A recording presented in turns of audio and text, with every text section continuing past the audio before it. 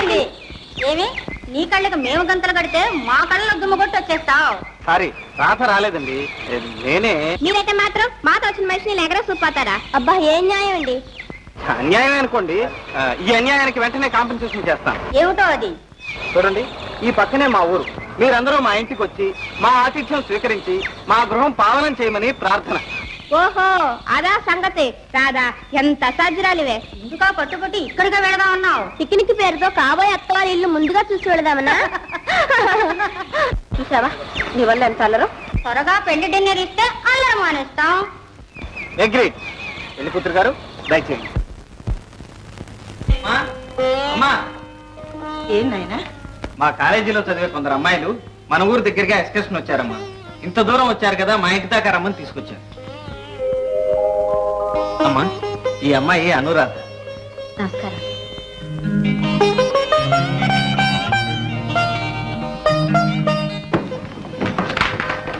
అమ్మా, ఈ అమ్మాయి విజయ, రాణి, లత, మీనా, జయ, లలిత, భవాని. చూసావమ్మా, అందరూ చెవటపకాయలు చుట్టుబుట్లు. పాపు మీ అబ్బాయి మాత్రం వచ్చి తుష్టా పడతాయి. ఒక క్షణం కూర్చోండి, కాఫీ పలహారం తీసుకొస్తాను. ఎందుకండి, మీరు అలా కూర్చోండి, మేమే చేసేస్తాం. కరెక్ట్. మా అమ్మ పాతకాలం మనిషి. మీ కొత్త వంటలు మా అమ్మ రుచి చూడాలి, అందుకని మీరే చేయండి. అలా అన్నారు, బాగుంది. పలహారం ఏమిటి, వంటే చేసేస్తాం. వంటిల్లు ఎక్కడ? ఇటు. అదండి. గోపి, ఎవర్రా అనురాధ? మా కాలేజీలో చదువుతుందమ్మా. ఏమ్మా? ఏమీ లేదు. ఆ అమ్మాయిని చూస్తూ ఉంటే నాకు అదోలా అనిపిస్తోంది. ఎక్కడో పరిచయం ముఖంలాగా, ఎంతో ఆత్మీయాన్ని చూసినట్లు అనిపిస్తోంది. ఈ రోజుల్లో కాలేజీలో చదివే ఆడపిల్లలు ఇంత బాగా వంట చేస్తారు అనుకోలేదు. వంటంతా చేసింది రాధ. మేము ఊరికే అది ఇది అందించాం. ఎవరు చేస్తే అద్భుతంగా ఉంది. అయితే ఇంకే వంటింటి సర్టిఫికేట్ సంపాదించావు, అందులోనూ కాబోయే అత్తగారి దగ్గర. కనుక మనకు పెళ్లి భోజనం తప్పదు. ఎవరమ్మాయమ్మా నువ్వు? భూషయ్య గారి మనవరాలండి. భూషయ్య గారా? అయితే మీది ఏ ఊరు? రామచంద్రపురం. మీ నాన్న? అమ్మ నాన్న లేరండి.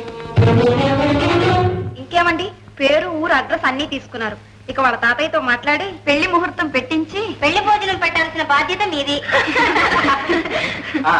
కార్ రెడీ అయింది, ఇంకా మీరు బయలుదేరచ్చు.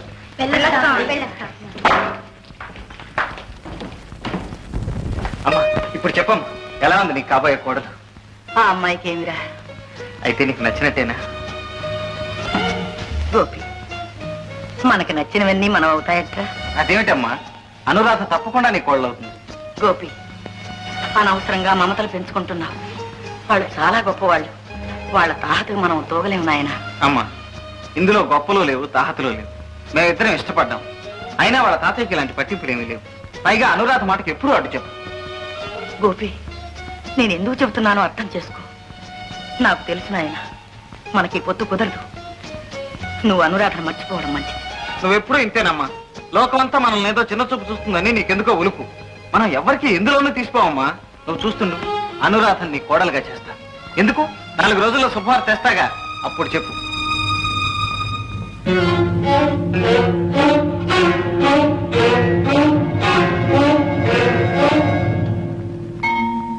పరమేశ్వర. 1 3 3 4 7 చీరలు 7 చీరలు. అయ్యగారు గట్టిమో బండి ఉండరా, 2 చీరల బాబు లెక్క తెలియక నేను ఏడుస్తుంటేనే దూడ తాగేసిందో లెక్క తినేసిందో. మెళ్ళ లాగేస్తున్నాయండి, ఎక్కడేమంటారు? నా నెత్తి మీద వీరబ్రహ్మం. కొంచెంలో తప్పిపోయింది కానీ లేకపోతే పట్టపగలు పాల దగ్గర రావులంగి హత్య అని రేపు ఈ పాటికి పేపర్లో పడి ఉండేది కదరా. కోపడతారు ఎందుకంటే మీరే ఏమన్నారు కదండి. ఏమంటే నెత్తి మీద వేస్తావురా? నెత్తి వేస్తాం. డబ్బులు ఇచ్చేయండి, వెళ్ళిపోతాను. ఏం డబ్బులు? ఏం డబ్బులు అంటారంటే గట్టికే. అంటే దేవుడు మొలిపించే గట్టికి డబ్బు ఏంట్రా? మొలిపించిన దానికి కాదండి, కూలండి కోచినందుకు. కూలి ఎంత అయితే? ఎంత అంటే పోయిన అమాస దగ్గర నుంచి ఈ అమాస దాకా 30 మోపులకి 30 రూపాయలండి. పట్టు. 1 2 3 4 5. సుబ్బా, మీ అమ్మాయికి వయసు ఎంత? 10 నడుస్తున్నాయండి. 10 నడుస్తున్నాయి. పట్టు. 11 12 13 14 15. పెద్దోడికి 18 అండి. పెళ్లిడికి వచ్చాడు, చేతికంటాడు అన్నమాట. 18 19 20 21 22 23. అవును, నీ రెండో పిల్లలకి వయసు ఎంత? 28 అంటే నీకు ఇంకా సిగ్గు పోలేదురా. పడుతానే పట్టావు. 28, 29, 30, 31 రూపాయలు కూర్చొని పట్టుకెళ్ళి. వస్తానండి బాబు. చిన్నగా ఇంటికి పట్టుకెళ్ళు. పెళ్ళాలు పిల్లలు కలవడు. పిల్లలు గడిపిందా రామలింగ గారు, మా అయ్యగారు డబ్బు ఇచ్చారు బిల్లు కట్టమని. పాల బిల్లు ఎంత? 82 రూపాయల 25 పైసలు. తీసుకో. మంత్ 2, 3, 4. నాకు ఇంగ్లీష్ తెలీదు, తెలుగులో లెక్కట్రా. అదేంటండి మీ అమ్మాయి ఇంగ్లీష్ చదువుతుంది అక్కడ? అవును, మీ అమ్మాయికి 25 ఏళ్ళు ఉంటాయా? 16. 16 పాపం. 17, 18, 19, 20, 21. ఏమండి పాపం, మీకు బాగా ఆస్తి ఉండేదిగా, చితికిపోయి బాగా బిజినెస్ పెట్టుకున్నారట. అబ్బా, ఆ పోయిన ఎందుకయ్యా జ్ఞాపకం చేస్తావు? 50 ఎకరాల కొండ్ర. 50 ఎకరాల కొండ్ర మా తాత కూడా లేదు. 51, 52, 53, 54, నాకేస్తున్నావా పిల్టు? నువ్వు వాడికి వేయగలేని పిల్టు, నేను నీకు వేస్తే వచ్చిన బెల్ట్. ఇలా మర్యాదగా రే సుబ్బులు, నీకు 15 రూపాయలు మోసం చేశాడు రా. అయ్యి బాబు, నన్నే మోసం చేశాడన్నమాట. ఏం బతుకయ్యా? రే ఊస్తే ఊసావు కానీ బయట ఎక్కడ అనక ఇల్లు నయం, ముఖం మీద ఉమ్మే లేదు. యాదయ్యా, నీతో పెద్ద బాధ అయ్యా. ఏడవక ఏడిచిన వాళ్ళు ఎవరు కూడా పైకి రాలేదు. ప్రపంచంలో తాడి తన్ని వాడు ఒకడు ఉంటే తల తన్ని వాడు ఇంకోటి ఉంటాడు. మర్యాదగా బిజినెస్ చేసుకో. ఇదిగో లెక్క లెక్క లెక్క లెక్క. అబ్బా, తెల్లవారి ఎవరి మొహం చూసాను కానీ అనుకున్నది ఒక్కడ జరగలేదు కదా వీర బ్రహ్మం. చుట్టాలు కూడా పంపిస్తున్నావా బ్రహ్మం?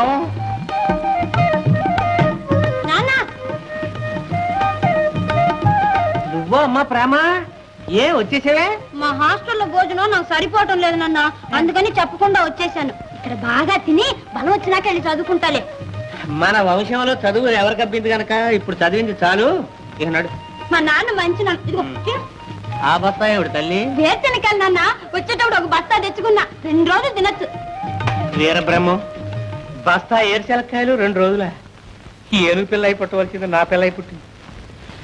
ఎలా మేపుతాను ఏం? లతాదేవి గారు, నేను ఇంకా దేవిని కాలేదు. అదే ఎప్పుడవుతారు అని. శ్రీ గోపి గారు ఎప్పుడు తలుచుకుంటే అప్పుడు. కాలేజీ వదిలేసి సంవత్సరం అయింది. ఈ సంవత్సరం రోజులుగా తలుచుకుంటూనే ఉన్నాను, తమ చుట్టూ తిరుగుతూనే ఉన్నాను.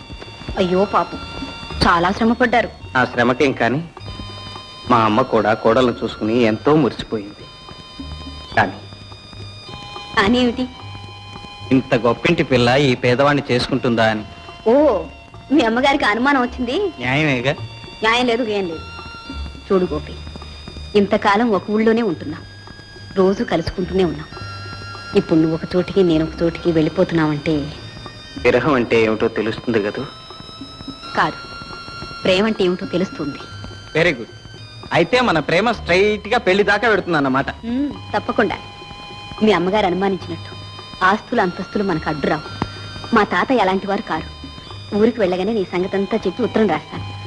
నువ్వు ఒకసారి వచ్చావంటే అన్ని సెటిల్ చేసుకోవచ్చు.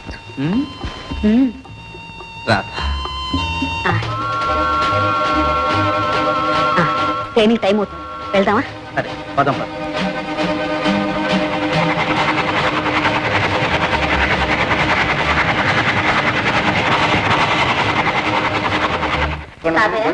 రామ్మా. పెద్దమ్మాయి వచ్చేసిందే. ఏమా, పరీక్షలు బాగా రాసావా? రాశానండి. భూషయ్య గారు, ఏ ఇళ్ళలో జరగాల్సిందో ఆ ఇళ్ళలో జరగాలండి. నా అభిప్రాయం, తర్వాత తమిష్టం. రామలింగం, అది ఆడపిల్లలకి చదువు సంధ్య లేని రోజుల్లోనయ్యా. ఆ మాటకు వచ్చిన అనురాధ కాలేజీ చదువు పూర్తి చేసుకొచ్చిందిగా. బ్రహ్మం గారు ఏమన్నారంటే, హోల్డ్ ఆన్ రామలింగ గారు, ముందు మా సిస్టర్ ఏమంటుందో కనుక్కునేవండి. ఏం సిస్టర్, మీ ఐడియా ఏమిటి? నేను ఆ సంగతి మాట్లాడదాం అనుకుంటున్నాను. ఏమిటి, పెళ్లి చేసుకోక్కర్లేదనేగా? కాదు, చేసుకోవాలని. సిస్టర్, ఇంత చదువు చదివి నువ్వు పెళ్లి చేసుకుంటావా? ఒరే వంశోద్ధరక, చదువుకుంటే పెళ్లి చేసుకోకుండా బరి తెగించి తిరగాలనుందా? నువ్వు ఊరుకోరా. చూడమ్మా, ఈ కాలంలో ఆడపిల్లలు మనసులో పెళ్లి చేసుకోవాలనున్నా నాకు అక్కర్లేదు, ఇప్పుడేం తొందర అన్న ఫ్యాషన్ అయిపోయిందిలే. నువ్వు అలా కాకుండా లక్షణంగా నాకు పెళ్లి చేసుకోవాలని ఉంది అని చెప్పావు. నాకు చాలా సంతోషం, నా మనవరాలు అనిపించావు. ఇప్పుడు చెప్పమ్మా, ఏం చేద్దాం? ఏం లేదు తాతయ్య, మా కాలేజీలో గోపి అని. Wonderful match. ప్రేమే కాదు, పేర్లు కూడా సరిగ్గా కుదిరాయి. ఇంకే అర్జెంట్ గా చేసేయాల్సిందే. అక్క, ఎంత లవ్ మ్యారేజ్ అయినా మరదలు బాబు చేసే మర్యాద తప్పు కాదు. కూడదంటే నేను ఒప్పుకోను. ఉండమా, నీ విడిచిపాటెంతకాలం.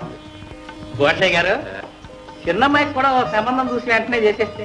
ఏ, మీకేం తొందర? నాకు కాదు, ఇటు మీ ఇంట్లోనూ ఒక ముదిరిపోతున్న అబ్బాయి ఉన్నాడు, అటు నాకు ఒక కూతురు ఉంది. ఇద్దరి సంగతి నేను చూసుకుంటా, దానికి కాదు. ముందు మీ ఇద్దరికి పెళ్లి అయిపోతే మీ అమ్మాయికి ఇచ్చి నన్ను పెళ్లి చేస్తారా? అబ్బా ఊరుకోండిరా, అసలు సంగతి వదిలిపెట్టి ఊళ్ళో అందరికీ పెళ్లి చేసేట్టున్నారు. నువ్వు చెప్పమ్మా, అబ్బాయి ఎవరు ఏమిటి? దానికే ఒక ఉత్తరం రాసేస్తే సరే.